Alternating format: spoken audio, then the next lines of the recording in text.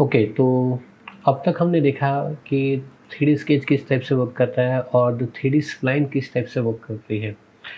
तो आगे बढ़ते हैं। आज के सेशन में ऐसा देखना है कि आपने कोई ड्राफ्टिंग सॉफ्टवेयर से DWG या DXF फाइल क्रिएट की है, यानी 2D स्केच आपने क्रिएट की है। जैसे कि आप यहाँ पे प्लेन लेके उसमें स्केच की मदद से यहाँ करते हो, वही एक्टिविटी आपने ड्राफ्टिंग सॉफ्टवेयर में की है। तो वो ड्राइंग को यहाँ कैसे लाएंगे, तो एफर्ट हमारा रिड्यूस हो जाए और वही स्केच को हम डायरेक्टली 3D में कन्वर्ट कर सकते हैं, बराबर। तो उस प्रोसेस को 2D टू 3D कहते हैं, बराबर। तो वही चीज़ हम आज सीखने वाले हैं। तो उसके लिए मैं डायरेक्टली कोई प्लगइन नहीं, कोई स्पेसिफिक सेटिंग नहीं करना है मुझे, डायरेक्टली सॉलिडवर्क सपोर्ट करता है। तो उसके लिए मैं डायरेक्टली यहाँ से ओपन में जा रहा हूँ, बराबर। और ये एक्सटेंशन है, यहाँ इतने सपोर्टिंग एक्सटेंशन दिखा रहे हैं कि भाई आप देख सकते हो कि भाई इतने सारे एक्सटेंशन में वो सपोर्ट कर रहा है।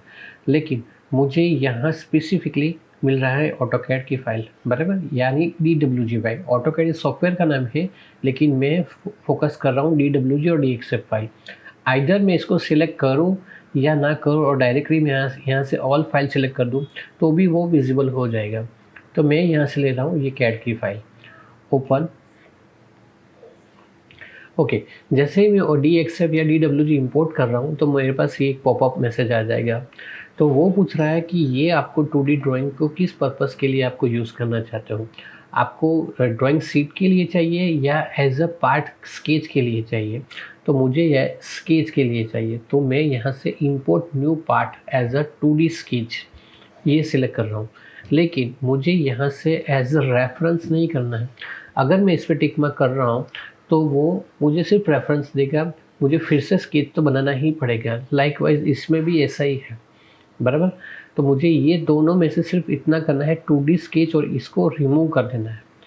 देन आफ्टर नेक्स्ट, तो उसने ड्राइंग रीड कर लिया और दिखाया कि भाई इस टाइप का कुछ आपके पास स्केच अवेलेबल है, बराबर।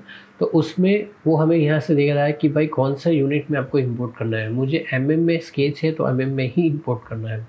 अगर कोई रिलेशन वगैरह है तो आप उसमें दे दीजिए, डायमेंशन है तो भी दे दीजिए, और उसके बाद जाना है नेक्स्ट में, बराबर। और यहाँ मुझे कुछ चेंज नहीं करना है। यहाँ देखो, यहाँ लिखा है टॉप, लेकिन हम मुझे कुछ चेंजेस नहीं करने और डायरेक्टली करना है फिनिश। तो वो स्केच यहाँ डायरेक्टली एक्टिव हो जाएगा। और 2D to 3D tool bar भी देखो यहाँ पॉपअप में आ गया, लेकिन मुझे इसकी ज़रूरत नहीं है। ओके, मेरे सामने एवरी रिलेशन वगैरह सब कुछ आ गए। देखो ये सब क्लियर है।